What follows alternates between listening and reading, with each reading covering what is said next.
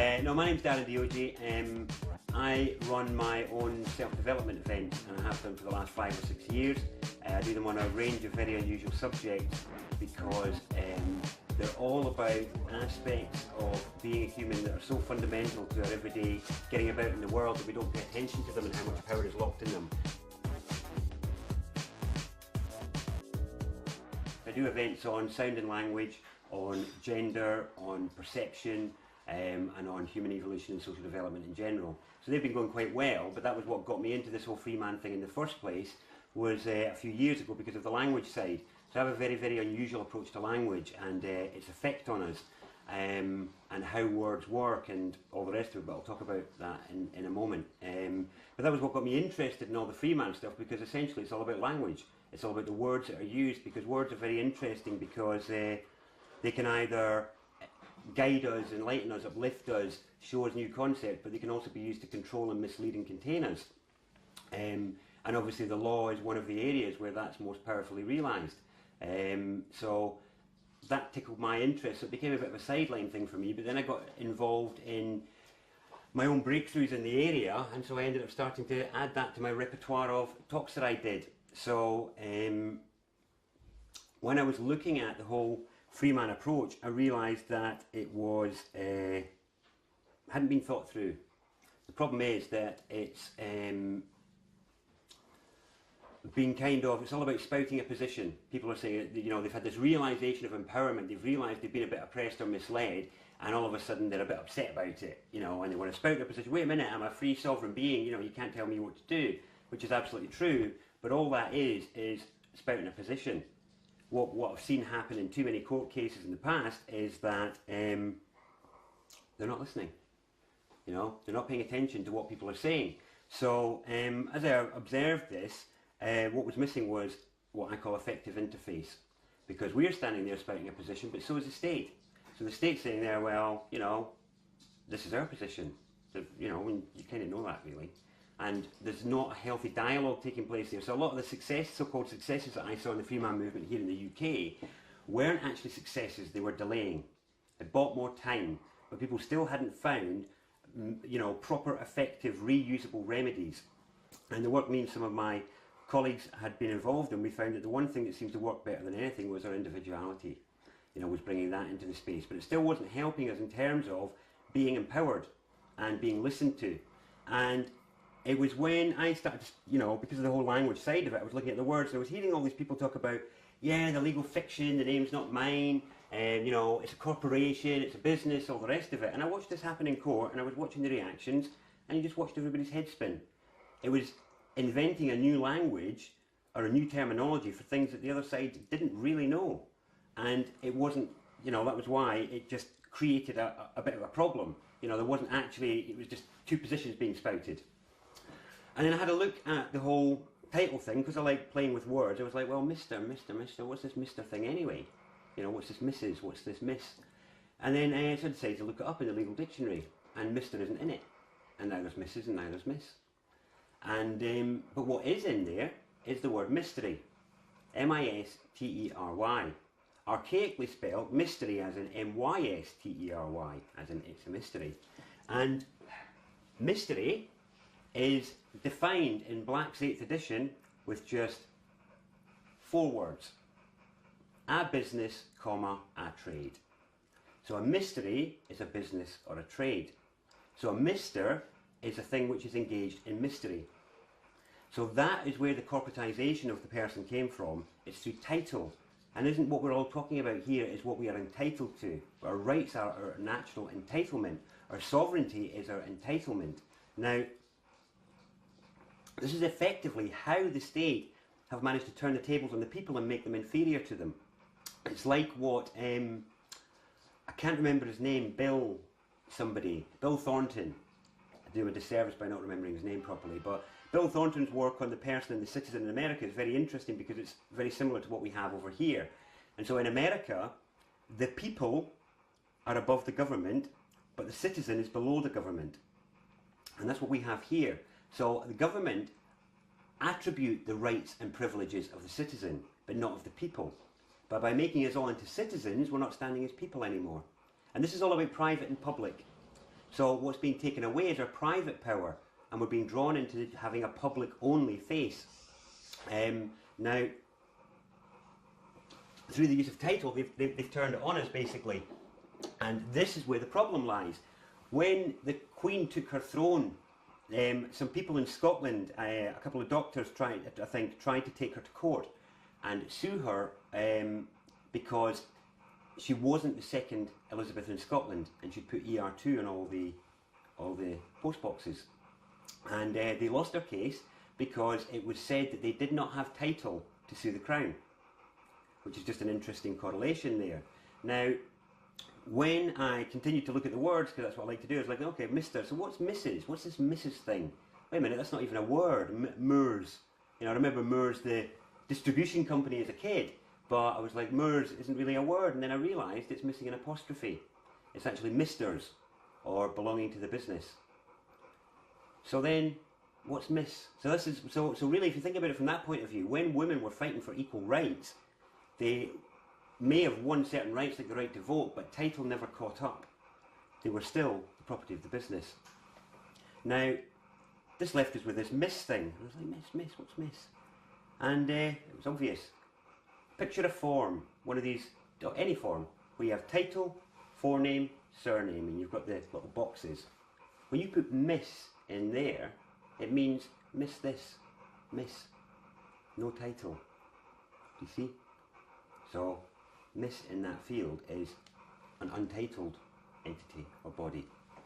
So the woman doesn't have title until she's married, when she becomes the property of the business, or the Mr., the mystery. So the interesting thing is that Mr. isn't the only title all the men had. You had another title once, long time ago, and when you had it, you couldn't be done for statutory offence, only for common law offence. And you were told it was because you were a minor. You weren't liable for taxes, you didn't have to work, things like that, and you were able to take off the benefits of the state, because the state's only function is one thing. The state's function is providence. All it's there for is to provide service. That's the point of deferral of responsibility, is so they take on a service provision for you so you can get on with your life. That's why it was, that's the whole point of it. But anyway, where was I there? Okay, yeah, so that title obviously is the title master. Now you look up master in any legal dictionary and I guarantee you minor is not in it. So basically it's all about, for first of all, those of you who are into your admiralty law, master is captain of his vessel. Master is always the principal. Master is one who has control over the conduct of another's services. The list goes on. Think about all the connotations of the word master that you know of, and none of them are to do with being a little boy, are they? None of them. So when we had that title, that was before we were corporatised, before we were turned into the Mister. So what's interesting is, the state did not give us the title master. It's in our culture. It's something we all know. Whereas they give us the title Mr., Mrs., and all the rest of it. You don't have title on your birth certificate. It's not there. Because you're untitled at that time, and then as soon as you come into things, you are effectively a master.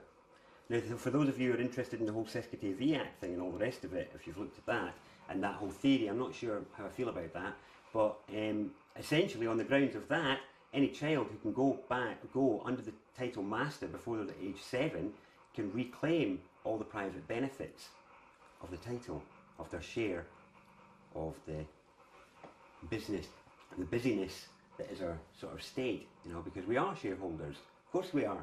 We vote for the board.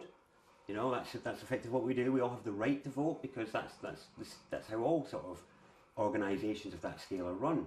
Except we've lost the right and the capacity and the empowerment to be able to sack the board or members of the board, which we would do in other situations if enough of us got together to say, well, actually we want to move to sack a member of the board for maybe breach of trust, misrepresentation, bit of fraud or misconduct in public office, something along those lines, emotional immaturity, instability, or outright myopic sociopathic behaviour.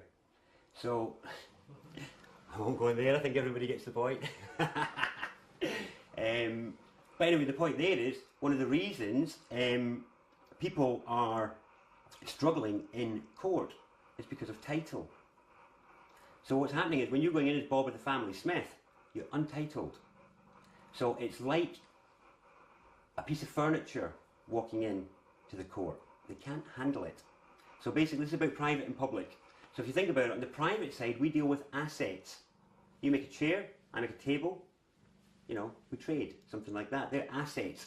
But you can't drag them into courtrooms. You cannot actually measure the value of these things, really.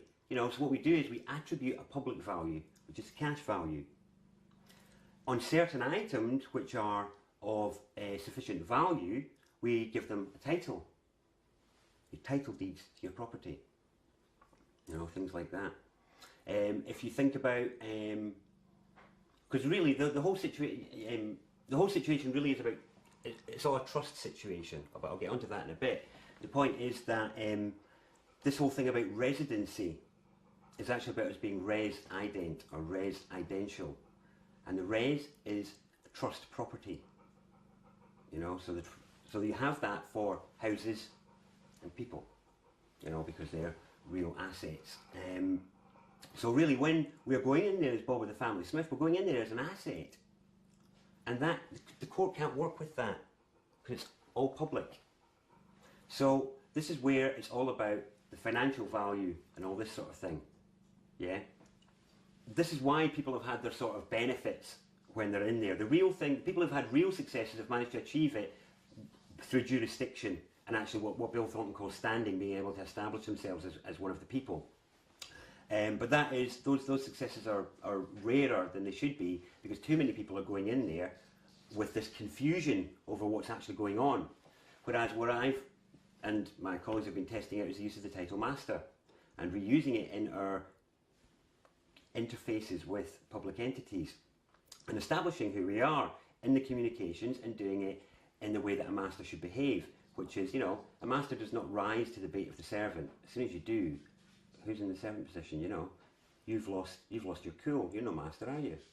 You know, the point is that you know, again, it looks, if you look into the definitions of the concept master, then it's all about being upstanding and being ethical and looking out for your community and the people in it and things like that. So as long as we use that approach in our communication with public entities and whatnot. So in court, for example, we did an experiment, this was quite a while ago now, where somebody who I was with tried the whole Bob of the family Smith thing, and it's a corporation, it's a legal fiction, and yet all the heads spun. When I stood up as Master Deogee, they simply went, you know, is that your real name? Well, yes, it is. You know, yeah. So basically, there was a few of us in court representing somebody in a I think it was a council tax matter at the time, and somebody I was with did the whole legal fiction bit. It's a corporation. Bob of the family Smith, that wasn't his name. And you know, as normal, we saw the head spin and people scratching their head. Well, what does that mean? You know, somebody else was trying to be amicus curiae or a friend of the court, and a similar reaction, a bit like, well, what's that sort of thing? Because obviously in magistrates nobody's legally trained; they're just trained in process and procedure, and you're very unlikely to have true justice there. It tends to be just cash confiscation, but that's a different matter. And so then I stood up as Master Deogee, and the reaction was a bit like, you know, a bit of shock really. They looked at each other and it was like, well, is that your real name? And yes. Were you christened that name? Yes, you know, it's my family name. And they just duly wrote it down. So I had established my title. It was then up to me to exercise the power of the title in the proper way. That was my first time, and I was just buzzing at getting the title on there. And really, we were off to a bad start there because it was interesting to watch what happened, because in magistrates they're not really going to hear you anyway, so you know, it was virtually a lost cause from the beginning. But it was interesting to see what happened because the council kept going on about the public notice they published in the paper at the beginning of the year, and that was why the individual was liable for council tax. And I scratched my head as we walked away from that, and it was like, how is it that all these people going on about council tax challenging haven't mentioned this before? That's the entrapment on council tax, is that there's a self-triggering notice at the beginning of the year. That's what you need to respond to if you're going to challenge it. If you haven't responded, then you're in dishonour, aren't you? You know, you should have responded in that time. So you need to look in your local rag and respond to that. Or contact your council in advance and let them know that you won't be held any liable for any what do they call it again? Council tax. No, the Commercial. Acquiescence contracts. You know, contracts by acquiescence. Deemed contracts. Deemed contracts or contracts by acquiescence and whatnot. So what? Sorry, you should write to the. Yeah, either contact your council either before the publishing of the notice or after the publishing of the notice in whatever fashion you choose. I think it's very important not to use templates in any of this stuff. It's about you and how you feel about your position in the community, how you feel about how things are being run, how you feel about how you're being treated, because that's your humanity, and that is the thing that no system can handle. You cannot manage true individuality with a system, and you can't break a system with a system either. You know. So the interesting thing is that really, what's already started to happen is people have managed to get responses from police and courts saying, yeah, you know, your claim is vexatious because this looks like something you appear to have downloaded from the internet. So people really need to start bringing their individual knowledge to play in what they're doing. Because what ends up happening is they just get themselves into trouble. They send off a standard notice they found online, and then they don't know how to deal with the response. And then they flap and they've dug themselves a hole and they haven't armed themselves on how to get out of it. So I would invite caution and free and creative thought in all of this. You know, that's really the way to do it. But anyway, that was the beginning of the use of the master title, and now we've started to use it in a number of different areas, because really it is about us asserting the fact that we are the principal. We are the one who pay the wages. That is the employer. Who, you know, public servant. Well, if they're the servant, well, who's the master then? You know, who's the employer? We're the employer.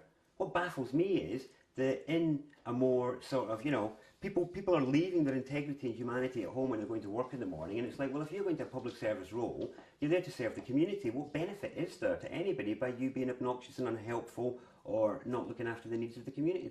There's no gain there. For the rest of my cases, I tie it in with other things to do with the connotations of master and how I wield my cases, each of them individually. They're all handled uniquely. You have to be unique. You know, you can't use the same thing for different companies. It's all, you know, you know, one thing for dealing with the council, another thing for dealing with a power company, another thing for dealing with a water company, because they're all different.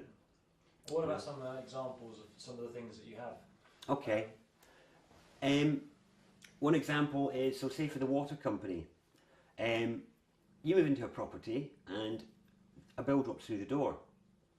So I dropped a bill through their door because I was practicing with the counterclaim thing. So the thing was, they were charging me for water that ran off the roof and went into the drain. They were charging me with taking away sewage. They were charging me with providing water. I couldn't dispute that those things happened in this house. You know, in the house that we were in. Water did run off the roof and go into the drains. Water came out the taps. Poo went away, you know. So what I did was I charged them for providing them with source material that they resell for the surface water. I charged them for providing them with valuable biofuels and fertilisers for the sewage, and I charged them for adding cost-controlled chemical substances to my drinking water without a mutually considered contract. So I assembled that in a bill that looked very like theirs and dropped that through their door, because I was hoping to set the precedent there of, well, I can't dispute the fact that those services come to the house.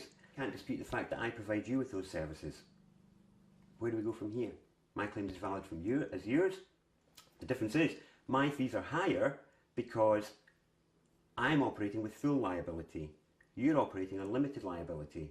Limited liability is a position of diminished responsibility.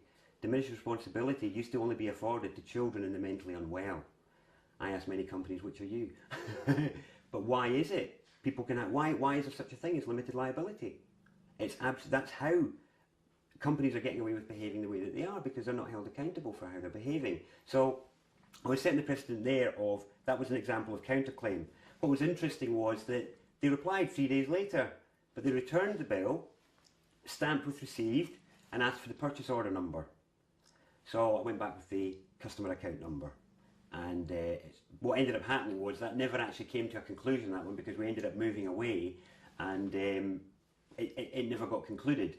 But certainly from there, I think the key with any of this is, if you establish an arguable position, then you have an arguable position. That's the point. And I felt there was a strongly established arguable position. It's like, well, come on, you know. if I'm providing you with biofuels and fertilisers, if you're not using them, then that's up to you. You can't deny that I'm providing you surface water that you then resell. You know, so these things are points that they then have to defend. So it was a valid sort of position there. With the power company, that one's ongoing at the minute, but it's to do with proof of supply. So I went with a company that purported to provide me with 100% green energy, because that was what I wanted to do. I think it makes sense. But then when I understood how distribution works, I realised that with all their implications of providing me with energy, they actually don't supply me with it. They don't supply me with anything. Now let me explain that to you. You have to think about how it works. Basically, you switch on and power comes out, yeah, electric or whatever. It all travels along the pylons and whatnot and then goes to the transmitters and is distributed. You use from the grid, which if you read the Electricity Act, it's really interesting because it's still all referred to as a UK electricity stock managed by the Treasury. So really it's ours anyway, and what happens is generators put into the grid. What you're effectively doing is you are paying a company to replace what you've used. You are their investor, not their customer. You use from the grid and they top it back up again and they take a share of its profit and a share of any wholesale price of something they've not generated and things like that. But really they don't supply you with anything. Because, so at the moment I got a reply from the MD of Over, this is the stage I'm at now. I've just done a notice of dishonour for him. I'm now about to send a notice of intention to find remedy and an opportunity to cure, because my point is I want the relationship established for what it should be, which is I am your investor and you're a generator. And until we establish that, you know, I'm not some inferior customer that, or whatever, you know. So I'm implying that there's fraud there and breach of trust and misrepresentation, because they said they would provide me with green energy and they haven't. Now he's trying to say that they do, but that would require there to be an individualised distribution network in place, which does not exist. Because how can they say that their little bit of green energy is kept separate on the pylon, coming all the way down to my house and supplying me with green energy? It's absolute nonsense. That doesn't happen. So the point there is proof of actual supply. So I want it asserted and changed around. So I'm suggesting in my notice. So this is active now. So it's ready to send. It was ready to send last weekend, but because it's a bank holiday, I couldn't post it.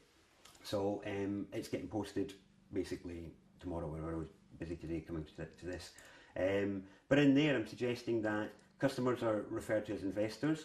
They are referred to as a generator. And the contract and advertising and marketing has to be updated to reflect that, because otherwise it's fraud and it's misrepresentation.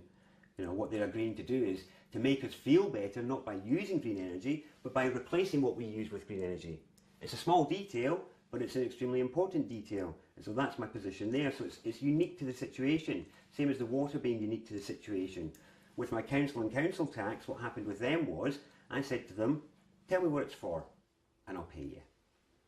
So they told me, because they sent me this thing about how it's divided up, and it had, like, you know, police, ambulance, local services. I was like, I'll pay them. I don't really like to use them, but I want people in the community to have access to those things. Swimming pools, libraries, you know, if they need an ambulance, I'd like it to be there. So I paid for those things. It came to about 200 odd quid for all the normal services. And this big massive chunk went to the county. So I said, tell me what it's for, and I'll pay you. And they wouldn't tell me. They said, oh, and I said, well, if you won't tell me what it's for, all I can do is assume the worst, and that you're using it for, you know, for perhaps perpetrating war or paying pensions, which I'm not really liable for, or, you know, whatever. I don't know what you're using it for. If you don't tell me, then what is it? I thought this was, you know, for services. So I said, you know, tell me what it's for and I'll pay you. And they didn't. So basically, their reply can be summarised as, pay us or we're sending the boys round. You know, we're going to send the boys round and take your stuff. Now, I told them that was extortion. So basically it's like, well, you're extorting from me. You know, unless it's a mutually considered contract, I have a right to say, what is this for? You know, we don't have a mutually considered contract, so we're in this position. So I hammered at them full force, and it's basically gone very quiet because I threatened to take all the legal people that were involved, because they got a liability order, but I said that it was unlawfully gained because I'd submitted what's called an N9 acknowledgement service, stating that it hadn't been proper processed, and that actually there was discussion still going on in dispute and there wasn't a need for adjudication. But because it turns out that the documentation didn't make it to the court on the day. So I'm saying, well, they withheld evidence in a case, they've misrepresented me, and to get around the limited liability, I've said, no, it's not the council I'm going to expose in court, it's you, because you're the one who didn't do it. You're the one who failed in that duty, and you can't hide behind your job role because I trusted you. You had me send the documents not to the court but to the council, so I trusted you with this documentation to make it available in court, and you didn't. So you've breached trust, you've misrepresented yourself as a public servant as far as I'm concerned, and you're involved in extortion because you're threatening to come and take my stuff if I don't pay you. And so, again, individual and unique to the case. Yeah. And because I paid the portion for local services, I paid their wages, you know, and that was my point. It's like, well, no, I've paid for you. I'm the employer here, and I'm telling you, tell me what it's for and I'll pay you. Otherwise, I'm not going to be party to your fraud. No, forms have value because it creates interface. It's a language that they understand. If you go to a foreign country, then you need to speak a language they understand. Compared to the jurisdiction that we walk about in our daily life, the court is a foreign jurisdiction. It's a place to manage people. You know, absolutely bonkers what goes on in there. And no offence intended. And the point is, though, is if you want to be understood, you've got to use an effective language. So I'm all about effective interface. So I mean, I'm not a free man. I think the free man movement is a dead end. People haven't thought it through.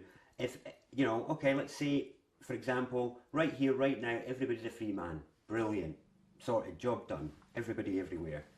Who's going to manage the roads? Who's going to operate the schools? Who's going to run the ambulances? Blah blah blah. If we waited through the small period of lazy mayhem that took place at first, what you would have is individuals taking responsibility for different bits and charging for it. That's Tory perfection, isn't it? That's Tory heaven. That's not actually something I'm up for. I don't think there's anything... The point is, our infrastructure that we have is excellent. It's one of the best in the world. What's wrong is the people who are operating it and the people who are now adding to it. They are the ones that are the problem. And so, I'm not up for this. You know, the free man movement can be very us and them. It's separatist, and I'm not up for separatist stuff. I'm up for being inclusive. So my point is all about, well, it's all about, you know, having a healthy community, isn't it? Taking responsibility, isn't it? You know, having a safe place for children, nice education, they'd all be good. Doesn't everybody want that? And public servants, you know, when you go home, don't you want that as well? Isn't that part? Isn't that your thing? So, sorry, I won't point at you anymore. No, it might have been because I was doing that. Yeah. So, I'm up for fixing the public service. That's my thing. That's what the whole master thing's about. It's about reasserting ourselves properly and saying, look, you know, you're in a serving role, so do your job like any of us have to do when we're in a job. Bring your humanity, because then we can have a nice chat and actually realise that, you know, we're actually not that bad people and we're not, you know, being bolshy because we're trying to fulfil this role thing that so many people are doing. And, you know, let's have some proper solutions. And so what we did off the back of a lot of this is we realised that the other problem is, so in court, for example, one of the things we've been doing, which has really been interesting, is I've created this thing called the People's Public Trust. It's all about using trust law to get around limited liability to make people responsible for their actions. And it's like, if you're taking a public serving role to serve your community, then do it. Trust it's an interesting one because so many people are lost in the sea of admiralty. You know, they're lost in that ocean of, I like what Veronica Chapman calls Black's hole, you know, from Black's Law Dictionary. We get lost in this sea of nonsense, really. And it is actually a smokescreen. Commercial law is all a smokescreen. Underlying it all is trust. Trust is the fundamental basis of human community. Without it, you have no structure, you have no reliability, you have no capacity to give people roles because you don't trust them. So trust is absolutely fundamental, and trust law reflects that. And actually, underlying a lot of the commercial law is trust law. So fundamentally, I think it's the oaths of all the justices of the peace as held at Chancery, because it's a position of trust.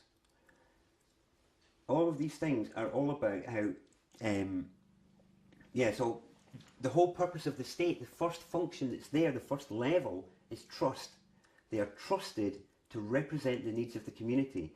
They are trusted with the well-being of our children, with the well-being of us, when they're fulfilling their role. And when they're not doing that, it's a breach of trust.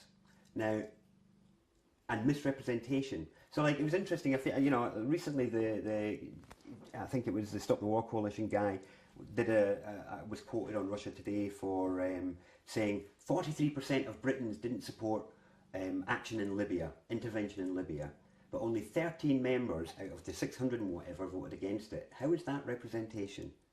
It's not. So if it's not representation, what is it? It's misrepresentation. So misrepresentation is another element of that as well. So when you move into the trust arena, it becomes about equity. It becomes about that human level. You know, it's all about grey there. That's why statute exists, because it's simpler. It's all about, you know, then you can just put price tags on things, and you're not dealing with the reality of human damage, because you're only dealing with businesses.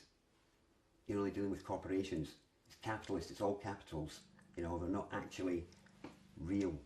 And that's why it can all just be the game, and, you know, the fact that we get injured in the process isn't actually accounted for. So pulling it into trust is to try and account for that. So the other thing that we realised on the trust thing is that when you go in as an individual, you're likely to get steamrollered, because you're up against, no matter how much you know you're right, or how much you think you have a valid position, you are up against the mental conviction of all the people that you're in that room with that they're right and that they know what's going on. And you've got to break through that somehow with your position. And you can't do that by stamping your feet. So what we realised is that organisations get paid attention to. So I made up the People's Public Trust. So the People's Public Trust is an organisation. Well, it's not an organisation. It's not organised. It's not incorporated in any way. It's an association of private trusts, public servants and concerned members of the community. And its function is to fix the public service by tackling those who abuse authority and, you know, misconduct themselves and don't give good service. You know, if you don't get good service from your power company or your phone company or whatever, you do something about it, you change.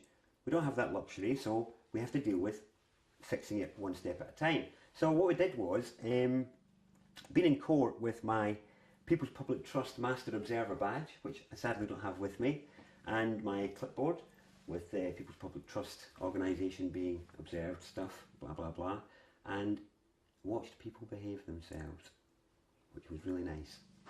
Now, it's amazing, it's pure psychology, but it's all about, it was just incredible to watch the effect each time. Each time we were in there, and I had my Master Observer badge on, every one of them clocked it, and every one of them was nice as pie. And they did their job, you know. Fair enough, it didn't all work in all the cases, but gradually we've been building on the idea to make an effective tool for people to use as an interface.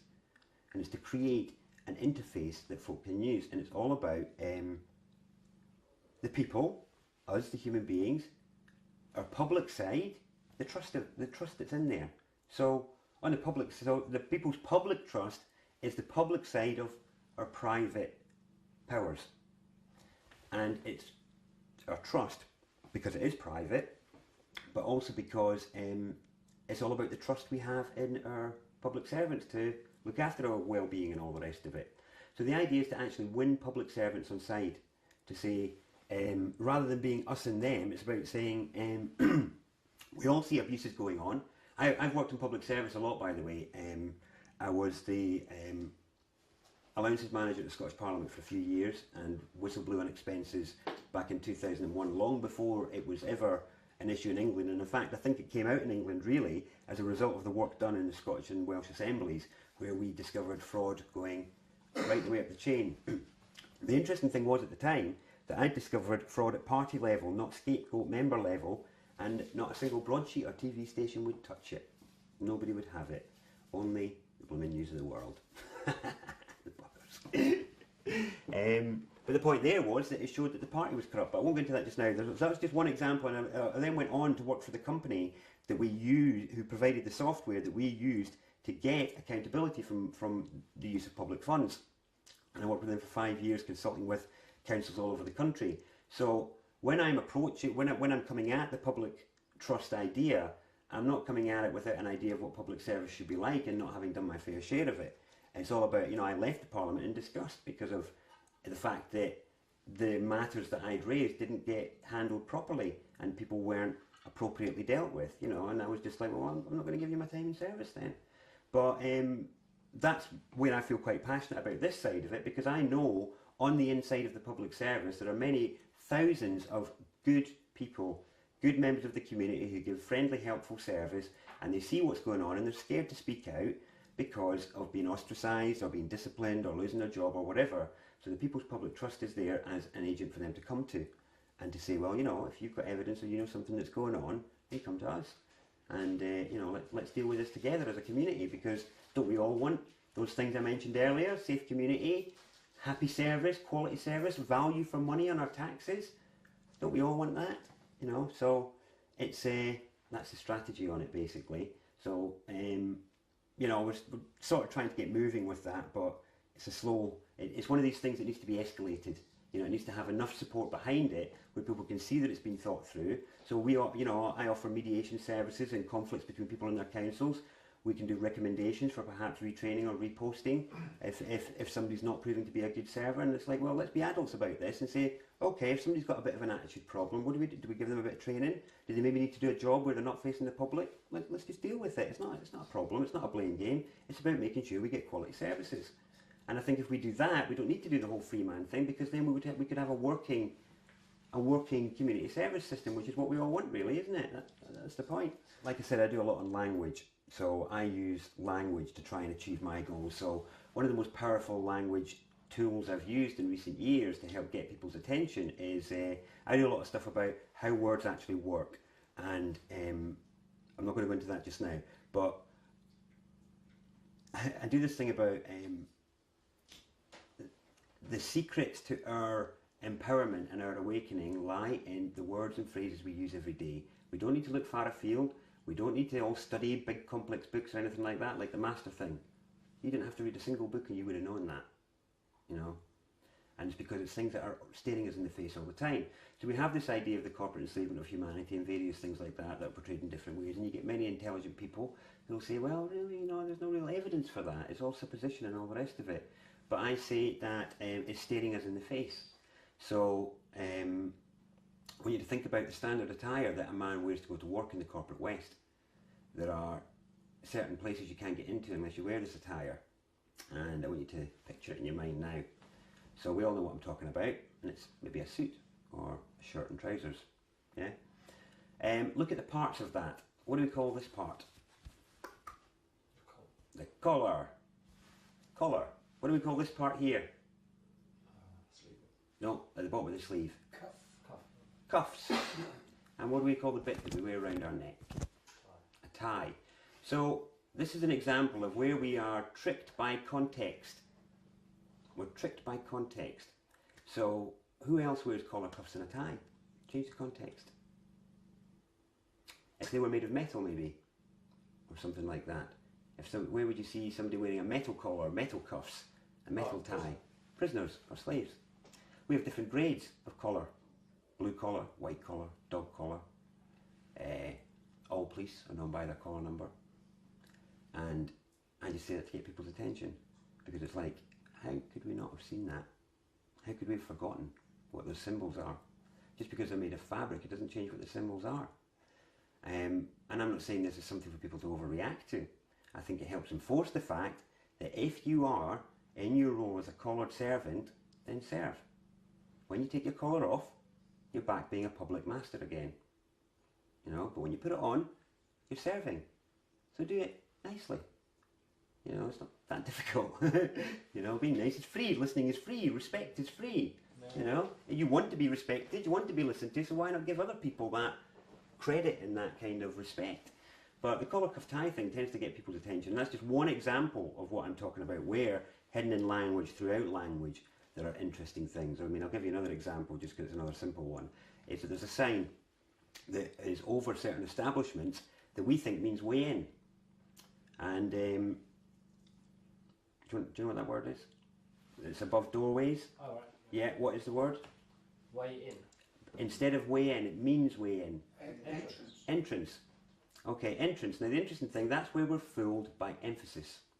Phonetics of that mean that we would spell it Entrince, because that's how you say it phonetically. But that's not what the word is. What does it say? Entrance. Entrance.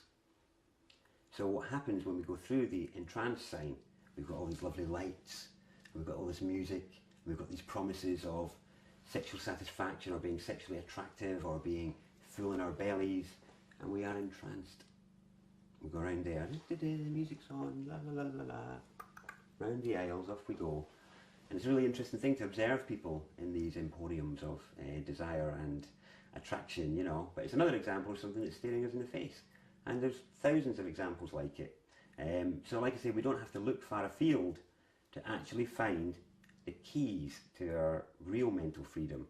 There's this has been this great hunger in recent years, hasn't there, for, you know, symbol cracking and code breaking and all the rest of it. All this Freeman stuff and all the interest in law is a bit of an extension of that. But the other place it manifests is now all these ancient tablets, you know, decoding scrolls and blah blah blah, looking for this enlightenment, this purpose or whatever. But our enlightenment doesn't lie on triangles and squiggles on 4,000-year-old tablets, because they have no effect on us. The things that have an effect on us are these words and phrases we use every day. They are the symbols and codes we need to be cracking in this sort of way that I talk about. So that's the science of language. That's what my other events are on. So when I said about the language arm of what I do, that's the sort of area that goes into. So, you know, and it's through that doorway that lies our real mental emancipation, because all of a sudden it's like things slot into place. You know, and it's suddenly like, oh, it's so obvious, and it just immediately gives us another perspective, because you'll never look at a collar, cuffs and tie again in the same way again once you hear that. You know, in trance as well. And all of a sudden you can start to look at other words in a similar way.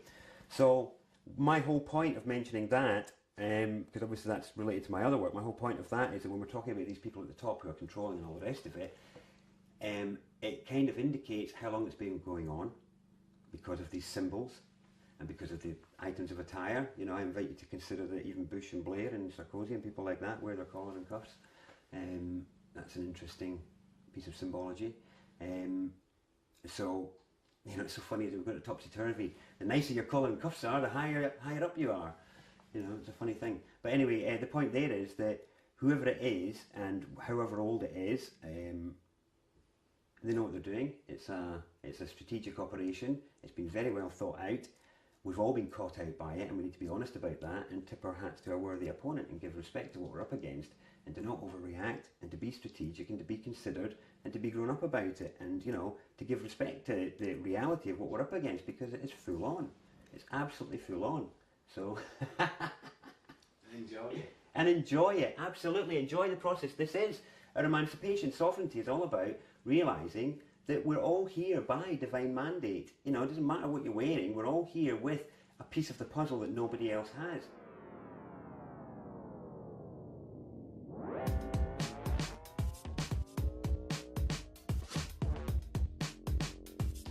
Yeah, so I think based on all these things that I've just, and let's remember the things I've highlighted are just some of the little details. There's a lot more to it, and I think that deserves respect, and it deserves us to realise that, you know, we've got a work cut out for us, and the only way we can do it is if we do work together as a community, because community spirit is the one thing that is an indestructible unit. You know, it really is, but it's only by respect and recognition and this awakening that we're all going through, and us feeling good about it and feeling a sense of empowerment, because really it doesn't matter whether you're coming up against any oppressive forces. It's about how you feel. We're here to enjoy life, and for it to be enjoyed and to be celebrated and to, you know, to be explored. So as long as you're doing that, then